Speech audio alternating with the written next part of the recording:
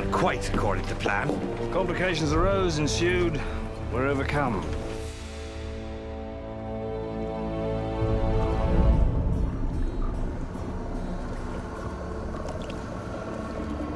I think anytime you come into a movie that you feel has the ability to extend its life, that the characters are so interesting that you could create more stories about them and embellish their characters, you want to make more. The audience thinks the compass is broken. There's no scene that says Jack knows, it points to Elizabeth. We kind of put everything we could think of into the first one. So when they said, hey, we'd like a sequel, we're kind of going, what do we do for a sequel? But I think the fun of the first one is that it creates this very interesting world, and that audiences wanted to see more of that world. It's feeling like day 41. There's only 189 days left. And stamina is declining. They started talking about the sequel, and you know, we were all very excited about it. And then they said, okay, well, let's do 2 of them back to back. I said, no, please, I beg you, let's not do 2 of them back to back. Okay, red light now, quiet on stage, please. Here we go. The main reason is to keep the talent together, and that's hard because every one of them has a superstar career. Everybody wants them. They're really highly sought after. And to bring them back and do a continuation of these characters is expensive. And there are a lot of other directors that are chasing the same talent. Everything's going exactly according to plan. Fantastic, just as planned. Everything's moving according to plan. It's fantastic. We have a little bit of a hiccup, but you know, basically we're on track and everything's going pretty much according to plan.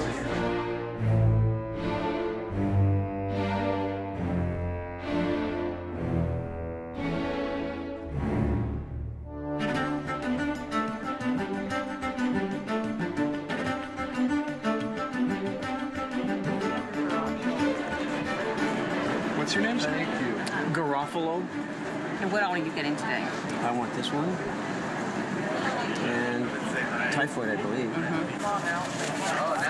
I'm getting shots. Boo hiss. I hate shots. I really do. I don't like needles. We're getting the shots because we're going to St. Vincent, Dominica, Zumas, the Grand Bahamas, and we gotta be ready. This time around, it's a road movie. Unlike the first movie that shot mostly in Los Angeles. And being a road movie, now we have settled on not only St. Vincent, but Dominica, which is a few islands north of St. Vincent in the chain, in the Lesser Antilles. It's a great island, very lush, very remote. And it'll be interesting to see when we show up with 400 of our closest friends on the logistics on that island. Pirates of the Caribbean. And in the process of the tank aspect of the picture, it turns out there was a production entity starting to build a facility in the Bahamas for a studio. Nobody's going to come necessarily to the Bahamas for stages, but they would come for a tank. Okay, Buck, so what day of principal photography is it? Well, this is the greatest day of our lives this year. Today is day 1 of 200 days of Pirates of the Caribbean. 1 of 200 or plus. Well, today, believe it or not, is the first day of production. Hallelujah. We've made it. We could have prepped for another year and still wouldn't have been any more ready or better prepared than we are. And I think most production departments would like more prep time because, you know, you only get one chance at prep. But in our case, we needed to go. Kevin, a little bit to your right. Yeah. Talk to me in, 12 weeks. We'll see how we're doing. It's gonna be some hard ones, but it's how to pace yourself. Let's talk on day 200. It's a good way to start here in LA because rather than sort of kick off, get on a charter, leave home, and oh my God, we're in the third world country and we're starting. So it gets everyone together. You start to gel, you start working together again, and that way you go off and you've got some work under your belt and you're on a roll already. 200 days of filming is a lot. It's almost, it's almost 2/3 of a year, so it's a lot of work. But that's okay, we all love each other. We love each other, and it's gonna be good. It's been amazing on every level. Certainly with the cast, having all the original cast back has been incredible. But as well, having the majority of the same crew from one, because we were on that film for such a long time. It was really quite a big shoot. So you get very, very close. You become kind of like this sort of weird gypsy family, you know, a circus, you know, a traveling circus.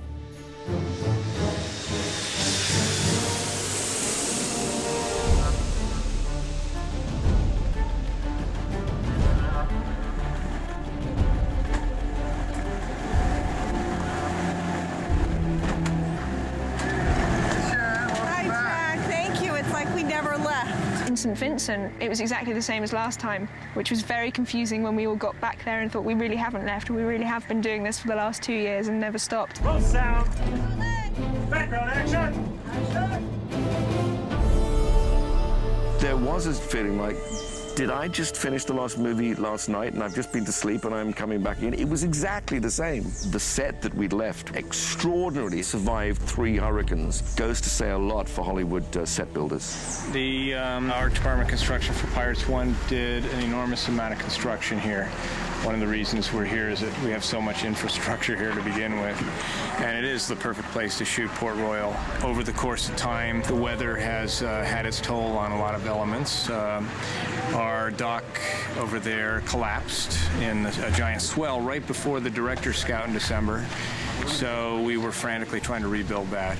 And it looks a little bit different, but pretty much it's the look of the first Pirates.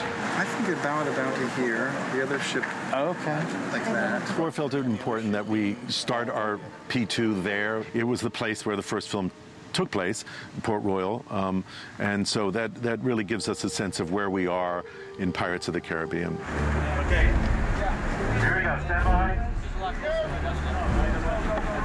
Hook out of the water. Raise the hook out of the water. Hook. Okay. Get the hatch. Just raise it out of the water so it doesn't sink. Just raise it out. Pull it out. Okay. Now drop it into the water. Thank you. Raise the hook out of the water. We're rolling. And action, everyone. Yes, we're back on the water. It's good to be back.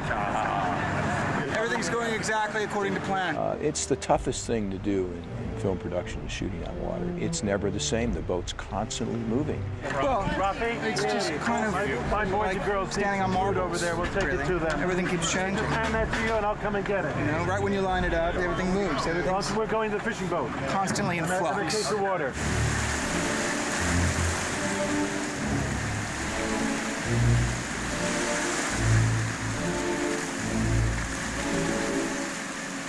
Hey, Will, you're going to be losing that bow line pretty soon, right? Yeah, pretty soon. I almost want to just give it to Providence, right? Big challenges in St. Vincent. We only had 4 background tall ships.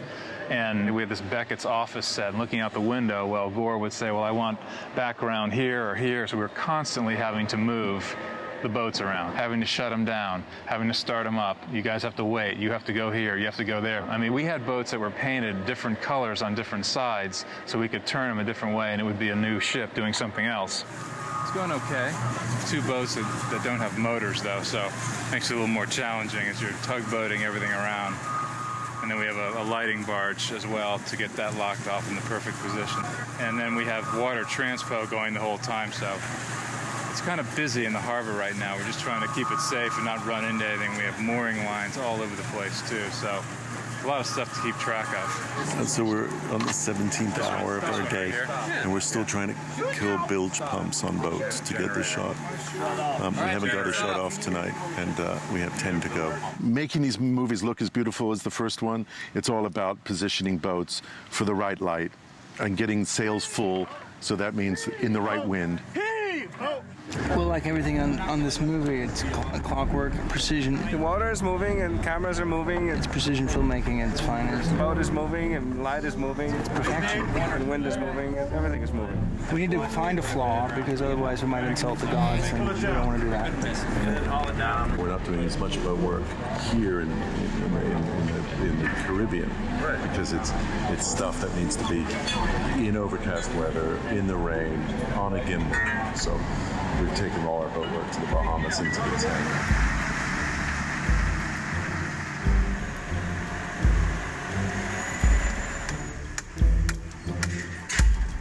Just on the water, the whole lot of.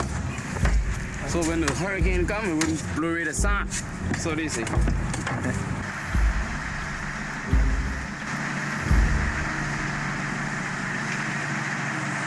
I think there's nothing stronger than the joke of the head being left behind. The headless guy holding the chest maybe thinks he's holding the head. You know, it's like he doesn't know he's holding the thing. Plus everybody else goes, he runs away, they laugh and they all leave. And the headless guys.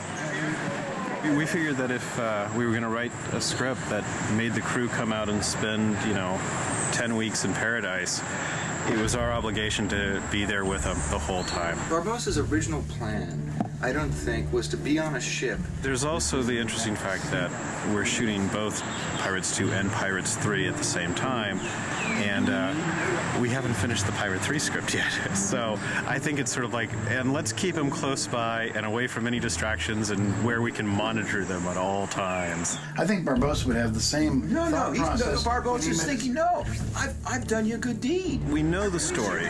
We have the story nailed down. So really what we're talking about is, well, what's the dramatization of the story moments? And I know it's nerve-wracking for the studio and for the producers and everybody else to actually be shooting a scene without having the entirety of the script in place. But that's pretty much how Terry and I work anyhow. We also spoke a little bit about the power in performance of ambiguity. I guess it's not something you want to lean on a whole lot, but it could work. That's what we tell the actors anyway. It'll improve your performance not to know what the hell you're doing. Trust us. It could work for you. You never know. You're all instinct anyway. Okay, so we can make those changes. Put it down. Right. Well, anytime you make a movie, it's a challenge. But when you try to prepare two movies back to back, that's a serious challenge. You just don't get the kind of preparation time that you need for the second movie, let alone the third movie, because you got to worry about what you're shooting. All he has to say to her is I lived up to my bargain. Yeah, our deal is done. Our deal is done. When you finish 2, 3 becomes, where's our prep time? What happened? It's all gone. And it causes, sometimes production delays, but hopefully that won't happen to us.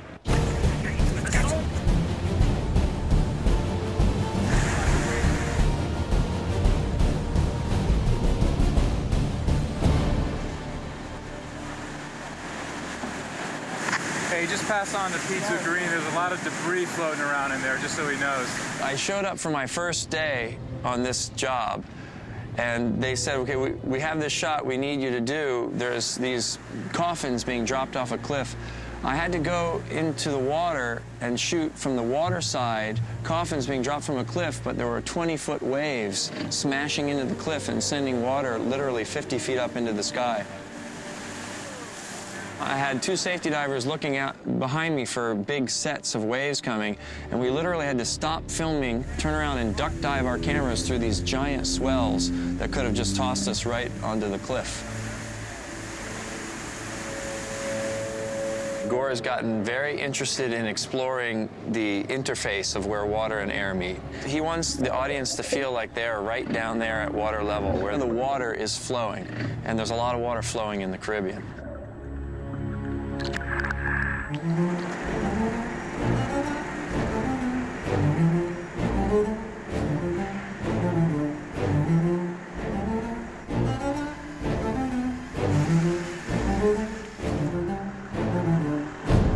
Where are we and what were you doing since 3 a.m.? Well, since 3 a.m. I've been standing in the port, soaking wet in the rain, sweating like a pig, loading this boat. But we're about got it, and I'd say by 6:30 we'll be out of here.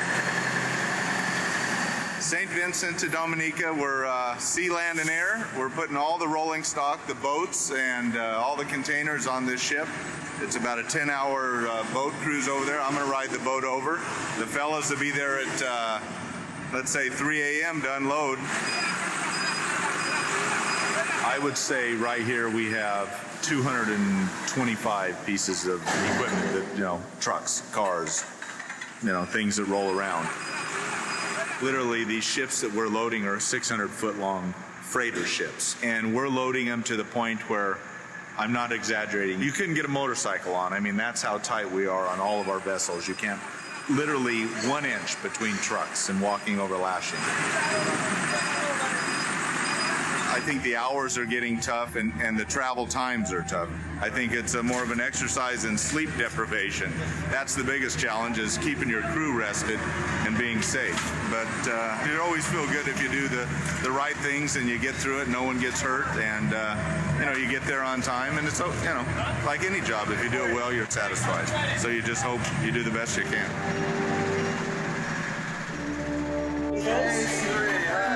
Goodbye, St. Vincent. Bye, St. Vincent.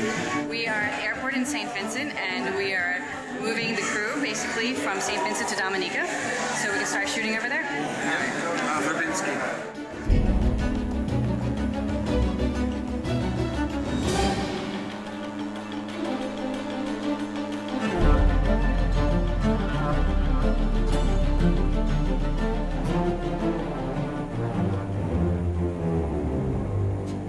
Most people have never even heard of the country Dominica. Most people get confused with Dominican Republic. It's just untouched, and that's what Gore wanted in the film, a place that just had never been used, and it doesn't have a bunch of houses and telephone poles and, human existence. Dominica is very primitive. It's an eco-island. It's a gorgeous island. And it had the elements that were in the screenplay. It had the greenery that we wanted. It had the lushness of the jungle that we wanted. It's the most beautiful island. I think it's got something, 364 rivers and 14 waterfalls and, just hot springs and amazing. So naturally, it's absolutely stunning. But...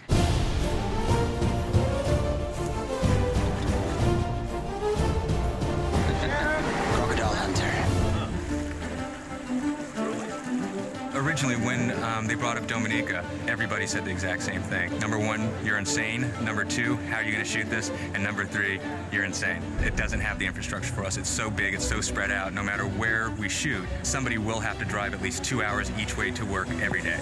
It's very exciting. All these new people. I think we've just doubled the population. We've had to build roads into places that, again, people have never shot. They're up mountainsides, down onto beaches. A rational person would not go there.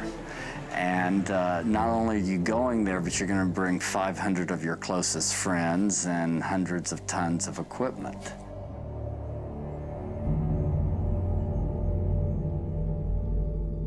When I first came here, I brought on some local guys to help me facilitate all the things that we do here, just kind of be the local staff. And I tried to warn them of what was actually coming, and I tried to warn the government and tried to warn everybody, and everyone kind of gave lip service. Yeah, no problem, we're ready for it. And when the circus finally rolled into town, they were amazed. They said they could never fathom that it would be this big, this large, and this complicated to actually make a movie. Welcome to the circus. Yeah, it's rough, man. I think it's the old adage, seeing is believing.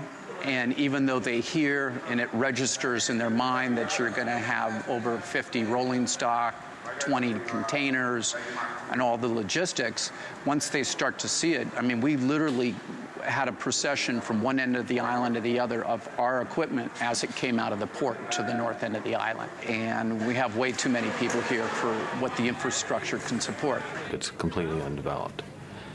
And it's very rugged terrain, so it's very difficult to move around. And again, no hotel, very few hotels. People have to live on different islands. Hard enough making a movie when everyone lives right next to the location. You go to your location and shoot, but add in, 100 degrees. You can't get there. Everyone lives on different islands. It's extremely trying. It's moving an army. There's 500 crew people working away between effects and animals, special effects and visual effects and stunts and extras and wardrobe. And there's the focus of what's happening in front of camera, and then just this massive circle of support that has to get us to that place. And it is a lot.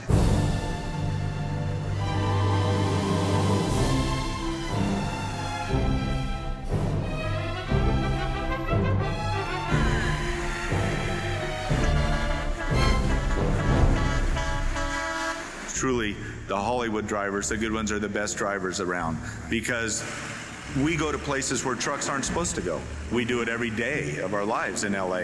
To us, if we have an inch on each side, we're good. An inch, we made it, right? Sometimes a quarter inch is good. We made it. Going up was easy. Nothing to it. Wait till we have to go down. it takes a whole day to do it. And no matter what, it's a day to load and a half a day to unload. And you're lucky if no one gets killed and the back end of a truck doesn't get ripped off.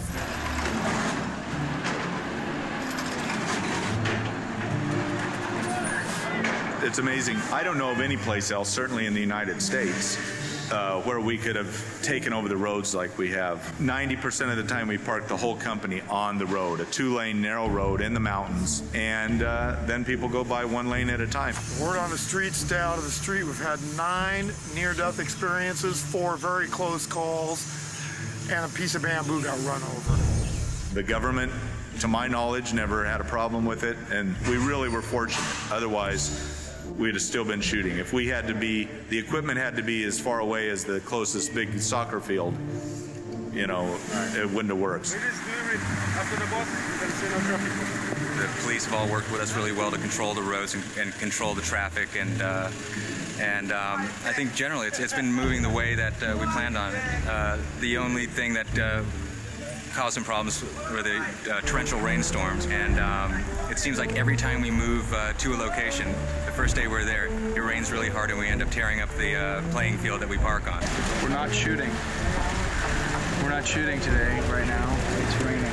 Yeah, it was blasting sunny yesterday when we scouted. It's raining. Again. Every 10 or 15 minutes, it pours with rain here. The sky goes black, and we just have to wait under umbrellas until it goes away. Whoa, whoa. Nice. Weather's an issue, and we get a lot of rain that comes and goes. And right now, as I'm talking to you, it's about 240 degrees on the Venusian surface. Now that the humidity's at 92%, it's even better. And I'm wearing a t-shirt. Look at the state of that. I personally can't wait to stop sweating. I want to get home. I've been sweating now for 5 weeks. You know, I can't remember what it's like to be cold. The coldest we've ever been on the island. Fatigue is an issue, you know, in the heat, performing these things in the heat, in those heavy wardrobe. You know, they're wearing coats and wigs, and it's tough, real tough duty. Yeah, only about 90, and now we have this gentle incline to walk up to lunch. Take a look at the roller coaster. But this is all part of the Pirate Fitness program. You know, you don't need your gym membership. You just need to work on Pirates. You just need to work on a Gore and Jerry film, and that will get you in great shape. This is great. Who needs a gym? You had to be fit on this film to get to and from the set alone. Forget the day's work, the 12 hours, the no sleep. Just to get to the locations was a workout. It has been a very physical production, but it's all sort of in the spirit of the world of, you know, the pirate movie. Pirate's life for me. When I say physical, I mean it's very present. The sets are all used to their full advantage, and there is some blue screen, of course, but a lot of it is actual, you know, action. It's real action. Yeah, the wheel. Okay, here we go. Set, let's roll sound. We have this enormous sword fight on this huge wheel. And action! The running joke is Ted, Terry, and Gore are all going to be strapped into this wheel, and we're just going to send it off. Well, today Johnny Depp's in the wheel, so everybody's a little bit cautious. So, no pressure. Life is good. I love the pressure. Gotta have pressure. If not, what fun is it? It was such an absurd and such a bizarre request for one grown man to ask of another, you know. Okay, what we'd like to do now is, bind you inside the wheel and give you a sword, and we're going to tether the other guy in, and you guys are going to fight as the wheel is rolling. You're going to go upside down like several times. Spent a lot of money to try to feel like that over years. Nothing they could ask would surprise me anymore, you know. Johnny, we're going to put you in a cannon and vault you out to sea. You okay with that? Sure. Let's do it. Let's hear it for Captain Jack.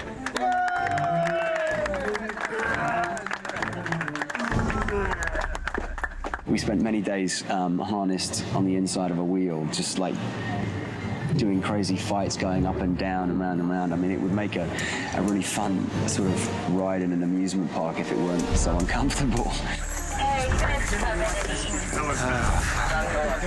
I wouldn't try that, huh? Let's roll camera, let's roll the wheel, and action! Upside down right way up, upside down right way, which is always good after lunch, I found. And it's pretty demanding on a body that isn't designed to do that. But, you know, one of the brilliant things that Gore's trying to do and is getting is us like this, upside down with the veins on our forehead sticking out, going round and round and round, or running around on the top of the wheel, or whatever it is. If you can get those pieces in, then obviously the audience's suspension of disbelief becomes much more extended because they stay in it rather than going, oh, look at that effect. Cut it! Cut! Check the gate. Cut! Nicely done. Nicely done. Gore has a saying, which is that CG is not a verb, because often people will say, don't worry about it, just CG it. And part of the implication of that is that you can't just do anything with CG. CG has to be used, in the right way at the right time, intercut with and building on live action that basically sells to the audience's eye that you really are there. And we're delivering to the audience the real thing on the real locations where this stuff would have actually taken place. Having said I've forgotten what it's like to be cold, Pirates of the Caribbean always has a way of granting your every wish. So we had a scene where when the cage drops, we fall into this lagoon. See two boards. See that opening right there?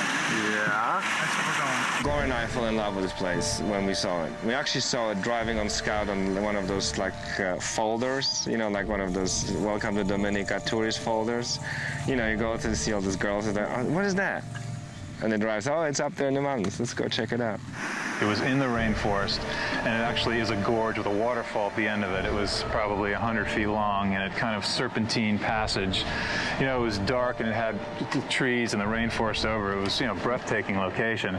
That's where the name Gorgeous is coming from, because it is really gorgeous. It was a very hot day. We all jumped in our bathing suits and found it very refreshing. Little did we think that we would be back and shooting in it for 2 full days and find it less than refreshing. It's strange to go to the Caribbean and freeze today. That water had to be about 40 degrees. Not much over 32. It was close to being freezing. It warmed up through the day, but we don't really want to talk about why the water was getting warmer. Yeah, really cold. So there we were swimming, people pushing equipment on rubber rafts. Poor Marty, we would have to carry him or swim him in by rubber raft because, again, the water's deep and it's also rushing at you. So you're kind of going up current, trying to paddle your way to the spots that Gore's picked inside this cave. Funny way to get to the office, huh? Some of our cast members we had to put in it, don't forget, are not young people. The gentleman plays Cotton is an old elderly man and so forth. You okay? I'm fine. Good. Immersed in water for 5 hours, 6 hours, non-stop, and I mean non-stop. I'm kicking my ankles on submerged rocks time after time. But guess who are the only people standing up at the end of the first day? Kevin McNally and David Bailey. I mean, you've got to know that I'm 67 years old. And Gore had nothing better to do than give us close-ups, because everyone else had got off the shot. How'd it go, sir? Exactly according to plan. Like it took 2 days, but we did it. And I'm not going back in. But the most fantastic place. And one of the great things about filming this is you go to places that you would just never see. I mean, this is a gorge that's only 10 feet wide. It's a sheer rock face down to this beautiful clear water. So that's one of the upsides of shooting Pirates. I must say that is one of the best things about what we do in our business is we travel the world, but we don't do it as tourists. We almost do it as we become semi-locals. And to be to these places like the island of Dominica, which is an incredibly beautiful place, but it's definitely off the beaten path. And to find yourself living way off the beaten path for a couple of months will change your life. It'll inspire you. One other beautiful sunset in the Caribbean. I mean, I knew from the off, once we got the scripts, and we also knew that we were doing 2 in a row, that you're saying goodbye willingly to a year of your life.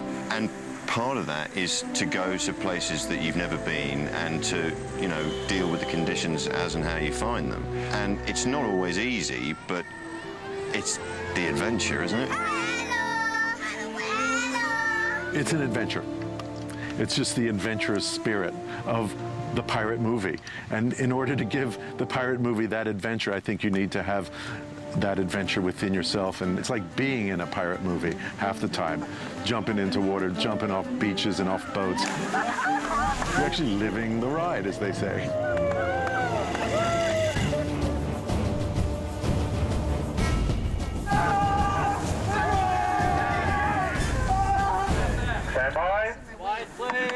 Yeah, the bone cage sequence was.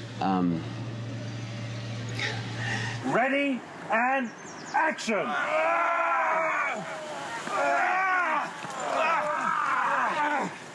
The bone cages are very inventive. They're a lot of fun. They were very difficult to get the structure that we needed and to make them solid enough that we could roll these people in it. It's, again, one of those things that looks great on a page in a script, but what do we make it out of? We make it out of steel, we make it out of metal, we make it out of rubber, we make it out of plastic. I mean, the designers will come up with something really interesting, but will it function? Will it work? Will it not collapse? Looking forward to the ride? No, but I'm here. We literally harnessed them in there, strapped them in like sort of spiders in this ball, and assure them that they were going to have fun doing this. Ready, and action! It's an ungainly thing. We're literally, again, trying to do this without CGI. We're putting 6 people in each cage and rolling them down a hill. Ouch.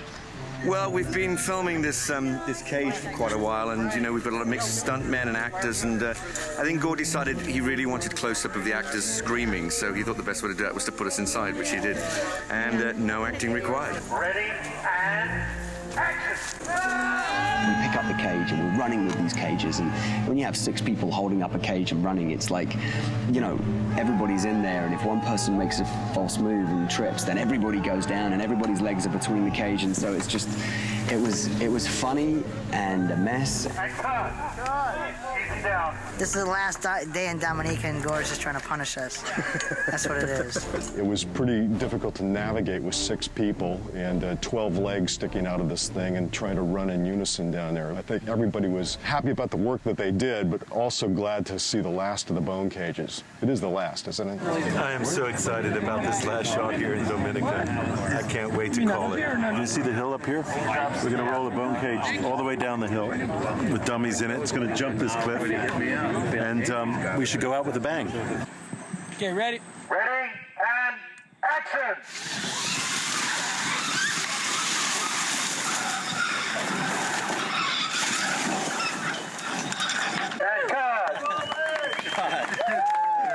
Fantastic.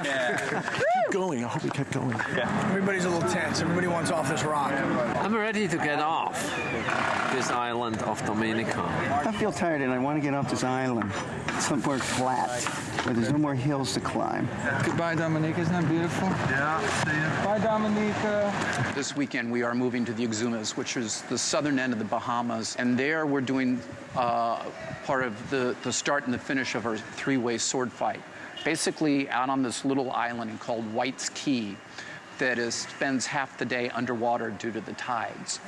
We will shuttle by boat every day to 2 large landing craft. From the landing craft, then we will restage to the location. So that'll be an interesting challenge there because everything has to come and go back by water. Dominica, thank you. You look like a roadie. I feel like a roadie. I am a roadie. And then we're on to Freeport, to the next location in the Bahamas, which is our tank location. We don't know what this tank's going to look like. It definitely isn't going to look like what we planned to, because there was a lot of problems. So it's not going to look like what we were expecting, like we thought it's going to look like, what, a year and a half ago when we were planning this. But still, we're just hoping for a decent shelter that we can just anchor our boats and have access with all the equipment. The original goal of the tank is to have control. You can build these moorings at the bottom of the tank where you can tie down your ships and you can rock them and roll them and tear them apart, which you can't do out in the middle of the ocean. We need the controlled situation of a tank, especially for our night work, where Derek needs to light those boats, backlight them from cranes, from barges. We need the protection of a tank for our sets. You know, we've had so many meetings on this tank trying to figure out a way to make it work for us, and we've had other options, going to other islands, coming back to LA. But this is the most efficient way to do it if we could ever get it finished. But you never know what's going to happen with the weather or the workmanship, so we're cautiously optimistic of what's going to happen.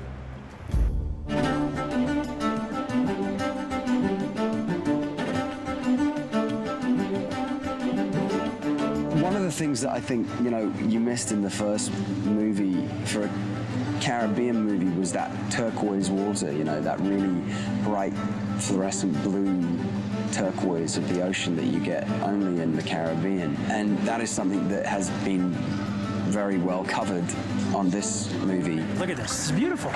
It's beautiful. Yeah, the Exumas were one of the most beautiful of all the islands. It's got this gorgeous aqua water, and it's just amazing to look at. And we use that to our advantage. When you see it on the screen, you won't believe it's real.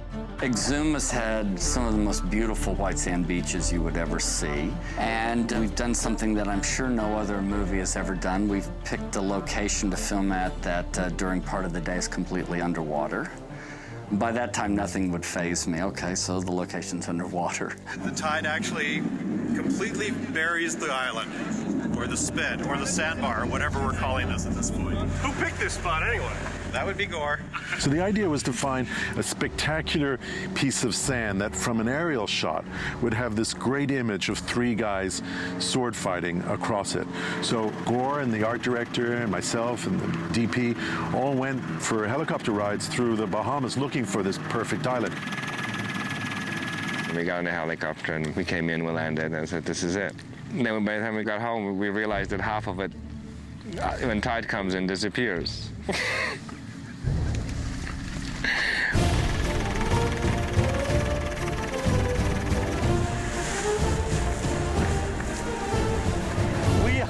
We're at Waikiki. We're on the barge at Waikiki. On a barge out in the middle of the ocean. This, again, went to another level of filmmaking. To get in a boat in the early mornings and to go on a 20-minute boat ride out to the middle of the ocean and to see all our equipment trucks floating on two barges was, for me, a sight beyond sights. There's Hollywood floating in the middle of the Exumas. Our grip trucks and our camera trucks, our caterer, all floating out there. What an organization that was, to be able to get your equipment, to load into another boat, and then to be transported to an island. You don't get experiences like this, you know, it's just phenomenal. Apparently there's a shark sighting out there. That was the day that we were doing the longboat, and we took the longboat and we headed out. We got into some deeper water, and all of a sudden this little nurse shark shows up, and you know, most of the crew aren't familiar with sharks and that kind of thing, so it's a little unnerving. And we immediately told them, look, don't worry about it, just curious, it's going to swim by and check you out and cruise. Just another day on pirates in shark-infested waters. Our Marine Department told me they were very friendly. They were just having a look to see what we were doing. I think they're called nurse sharks. I'm not sure. Yes. Reef or nurse sharks? Nurse sharks. They'll still bite, won't they? They must. They're sharks. Good morning. Hanging in there, man.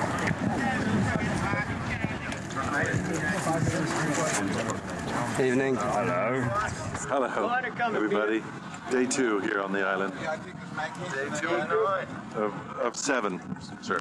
Everybody's healthy. We got here safely and transitioned into this pretty well. It's a great crew because, again, we've all known how to work on these islands. The hardest part is the footprints. Is that we can't walk anywhere to get anywhere because everything's in shot. So every day people have to walk ankle deep in this sort of soft mud, sand, to get to the locations carrying equipment. So you'll see us all trudging along the water's edge to get to each place, which makes it harder for the crew. Thanks, Mom. I love camp. One of the major problems we had, it's a weird sand. I understand it's actually digested coral from fish, and when you stand on it, you sink past your ankles. I know, you're sinking. If if the water line hits the ledge, you know you're in big trouble. All the fights, all the choreography on this open space was on this sand and moving, running. So people had to perform on this and wade through it, basically. And half of these battles take place through water that's either ankle or mid-calf deep.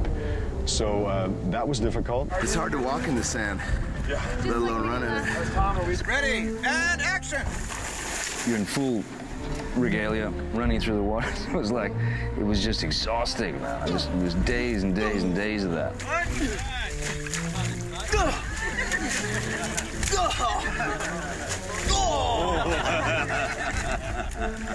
I win.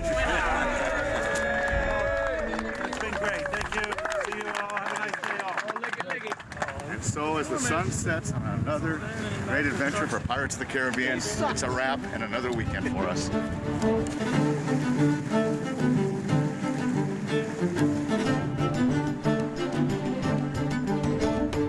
We've been to the Exumas, we've been to Dominica, we've been to St. Vincent, and now we're in the Grand Bahamas in Freeport, where we have this enormous tank we built to house our ships.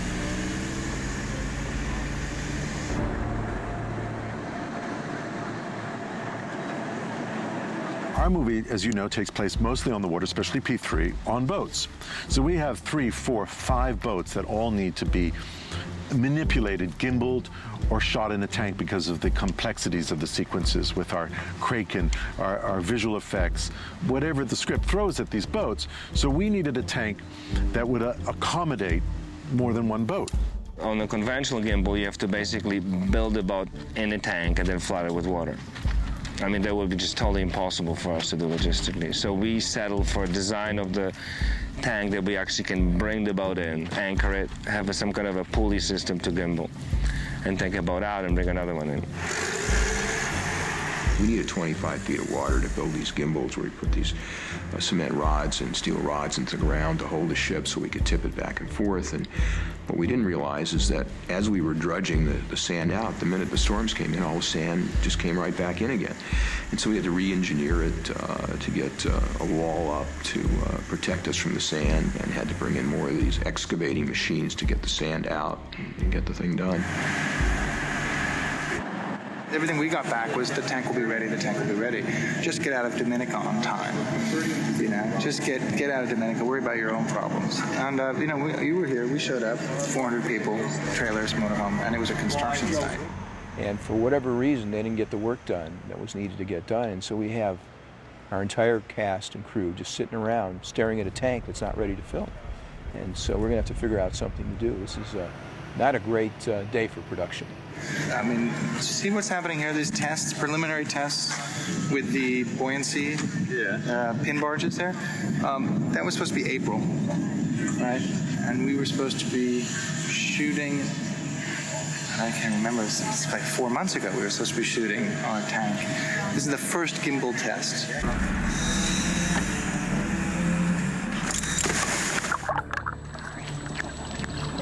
No, we got these blue 2 1/4-inch lines that run down to some big giant snatch blocks at the wall, come up underneath the boat to some more snatch blocks.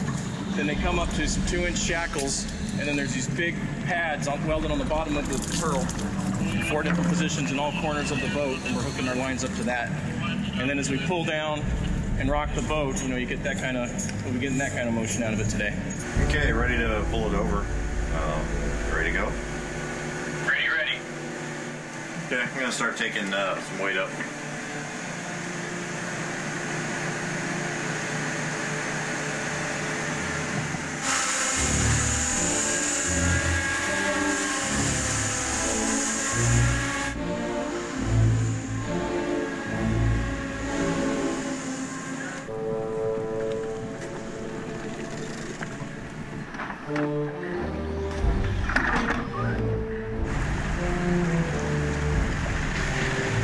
It's very fulfilling to see it finally work. You know, it is compromised, but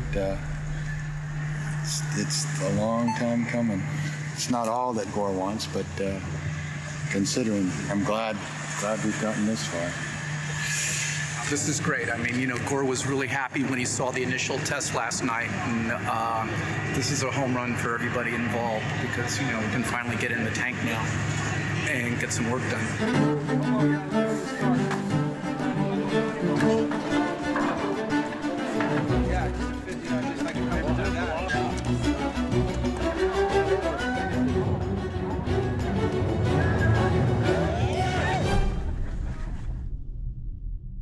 You see his underwater point of view is the Kraken sucking the whole ship down, right? When he breaks the surface, it's just finishing, some mass crunching. When we're down there and on the Dutchman, let's discuss our options for tomorrow. We're getting various forecasts, some more severe than others. Of course, we made these sequels during the most active hurricane season in recorded history, so that was an interesting twist on things. This is the latest on Hurricane Wilma. So here she is here, projected path Sunday at 8, and Grand Bahama's right there. I think that we probably evacuate, certainly get all this safety, all the sets and everything, wrap all the boats and the marine stuff. That's fun. It's a fun fire drill. We're looking forward to it. That was one of the things in pre-production that was discussed with all the powers that be, the fact that we're going to be shooting during hurricane season. And as they say, the storms happen so frequently, they have a season for it. And we're still in it, and we've been affected by it quite a bit. And this has been one of the biggest hurricane seasons on record. Tropical storm winds are out 120 miles from the eye right now. So, if this held true, this is 2 p.m. Saturday, it would be out to almost the edge of Florida, basically. So we then need to circulate to the crew tomorrow that the potential is we could evacuate as early as Friday. We should say Friday afternoon. Right. And here's what the procedure is. The informal poll from the crew, they'd rather go to Vegas instead of back home. That's great. Well, basically what happened was Wilma went quickly from a tropical depression to storm to hurricane to a Category 5 in a period of less than 24 hours. So based on that and based on the information we got from our meteorologist, we decided to evacuate the crew and to then simultaneously strike the base camp and move everything away from the tank back over to the missile base, just in preparation of the oncoming weather. Storm, she's a brewing! We made the decision to pull everybody out just in case it hit this island and lock down our ships in the harbor. We're gonna spend the day packing up everything, and securing the ships is obviously very important because they're one of a kind. Trailers can be replaced, the ships cannot. So it's people, ships, and equipment kind of in that order, and the ships are going to safe harbor, but they do have to ride it out. They're not in a position to run to the Turks or Caicos or go south of here. And all the equipment will be put across the street where it's less likely to get water from the surge. Well, it ain't going to higher ground. It's just going to safer ground. It seems like we could have waited a day or so, but this way at least we'll be prudent. People will be out. It'll be safe. It's a great day. We'd love to be shooting today. That's the toughest thing, I think, is knowing that we could have probably eked out another day of filming before we would have had to pack up and go. I'm bringing no fruits but my wife. Hey. We're all disappointed because when we get to shoot, we're getting great stuff. And we were catching a really good rhythm here. I think everybody was having a good time. The actors were really into their characters. I mean, I think we were getting great material. So it's disappointing that on a movie when momentum is really important to a director. I think he's disappointed that it breaks the momentum. It's hard to remain upbeat, on days like today.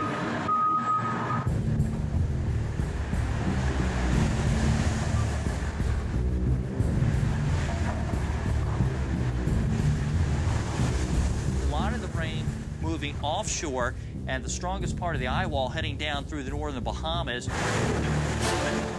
So the stronger winds of this eye wall should be arriving over toward the Abacos now, and over the next several hours. Again, this is a very quick moving system.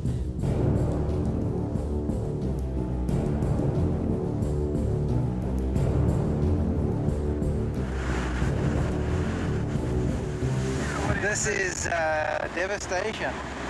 Can't believe it. Oh, it's going to be a huge salvage operation, man. Wow. That's another story. The after hurricane summary is that we got hit pretty hard. Destroyed a lot of the infrastructure, flipped over a couple trailers, collapsed our pump house around our hydraulic pump units, destroyed the access to our work areas, and so now we've got to quickly clean up and rebuild so that the company can come back and shoot.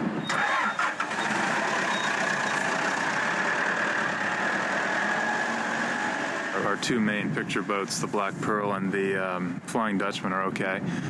And all of our support boats seem to have made it through pretty well. The major thing here is the erosion. I mean, the water just came in and eroded all the rock and everything away from the sheet pile. And in doing that, it collapsed most of the access ways that we were using for the whole company out to the pump house for the gimbal, and then just all along out front here. It's just, it's all collapsed. So I think it's a major road work that's going to have to come in and fill it in again.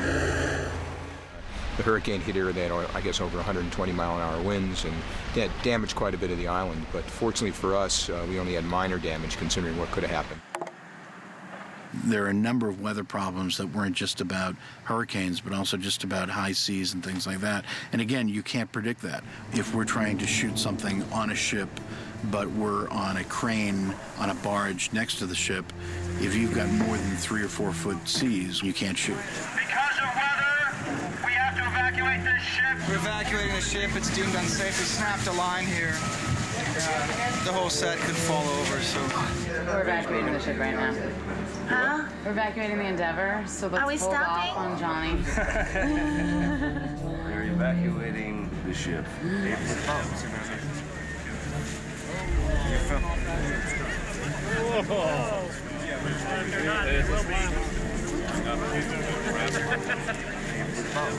That's not good. Well, you know, you're working on the water, which is unpredictable. The weather changes constantly. The wind shifts. The waves go in different directions. It gets too choppy. You can't go out and work. And that's very difficult to have all these things that can go against you. We had a lot of weather again, and it's kind of shut us down. Well, we're basically we're 5 minutes from being shut down. Well, we're shut down. As you can see, we're shut down, basically. Right now, we're just kind of suspending the operations until further notice. So we're shut down today, again.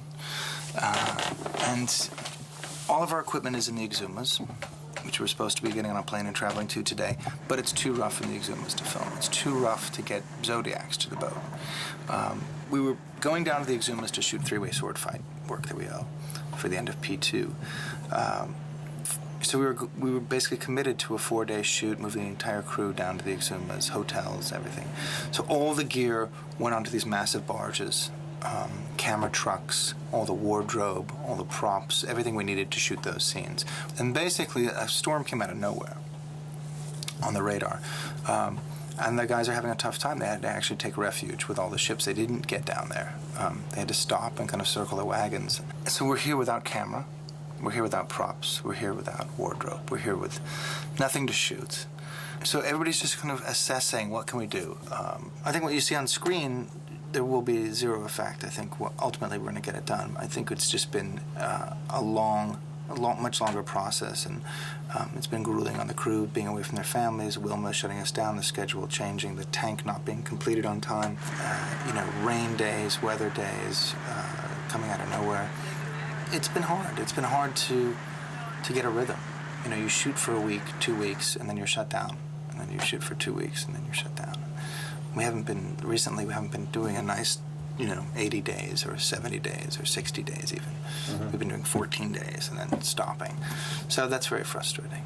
Okay, so here's what we're doing. We're going to shoot some cannons. Yep. And then we're going to go on a boat with an underwater, deep-water housing, and we'll shoot some bow, the Pearl taking a turn, the Dutchman coming. Once you have a movie of this size and you put it into practice, I mean, a lot of things, no matter how well they were figured out, no matter how many special effects people were on it, how many discussions, how many storyboards, how many pre-visits they've created, you're still dealing with stuff that you just can't conceive. So you have to adopt constantly, and Gore is good at that too. That's my life. Shipwreck. No, but I gotta come back.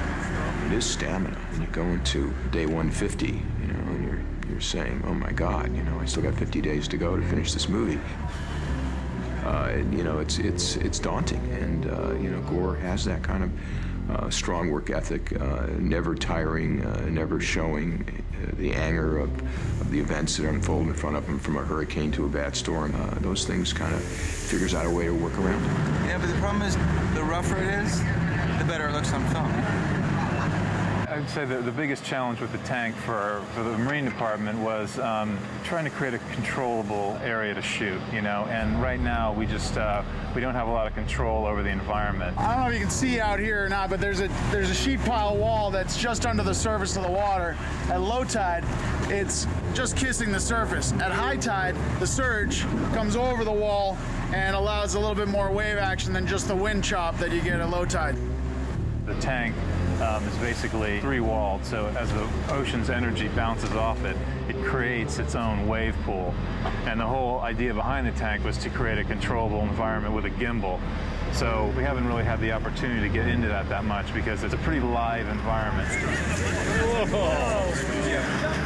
All the waves bounce off the walls in all different directions, and so the boat-to-boat transfers end up, you know, it's a little more motion than we'd like.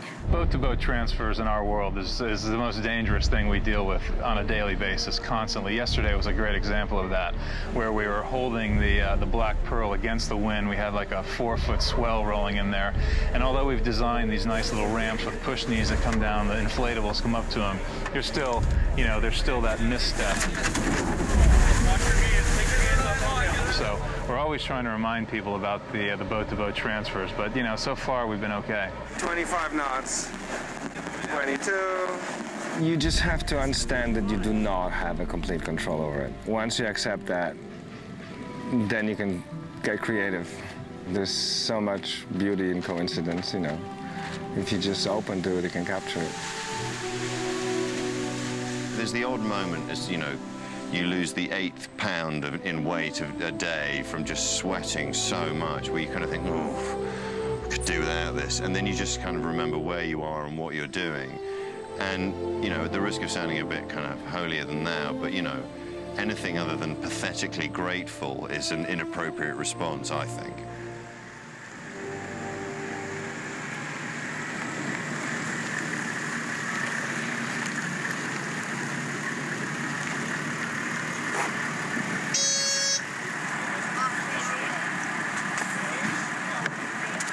It's the last day, and it's a beautiful day. Look, have some of that sunrise behind me. It's the last day, it's warm, it's fine, and everyone's in a good mood. I'm gonna go for a big fat cheeseburger, baby. Gore's even taking photographs on the bus, he's never done that. It's nice, look, there he is now, he's taking a picture. I'm gonna miss the weather, I'm gonna miss the sunrise and the sunset. I'm not gonna miss... I'm going to miss the weather. I live in London. And I'll miss the pace. I quite like the pace of the islands. It suits me. Yeah, I got it.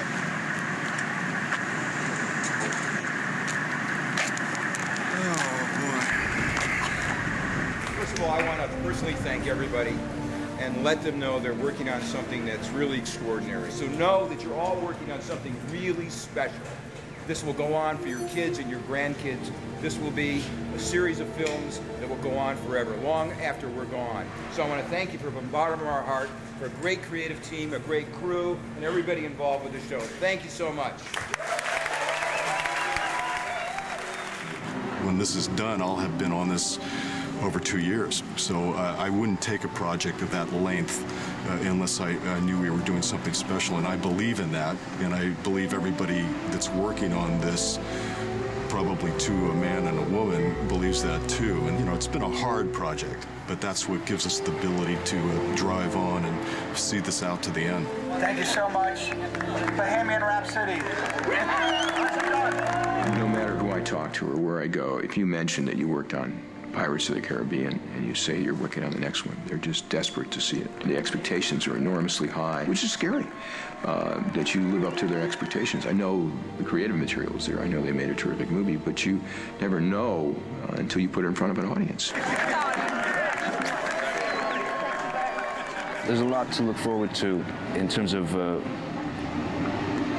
what this could be as a film. I'm actually very excited to see it myself. I'll just close my eyes when I come on the screen, and then somebody can poke me when I'm gone. To be honest, the actual work that goes into it is really difficult, but it is so much fun doing it. I can't imagine it'll ever be done again like this. It sort of feels like the end of an era in terms of making movies in this way, because it's really a huge feat, and I think we all feel very lucky to be doing it.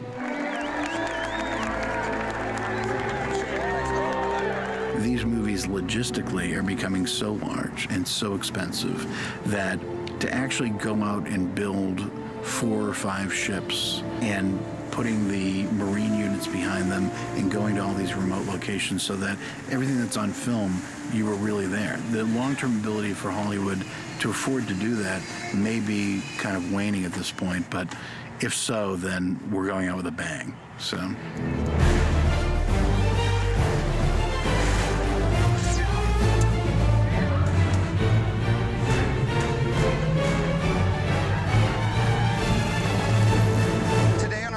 Filming, I thought I'd bring a few interesting facts to your attention. We began shooting 1 year ago, 5 days, and 38 minutes ago. At one point, we had over 1,000 crew members on this show.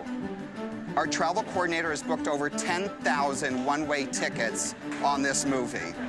That does not include the charters.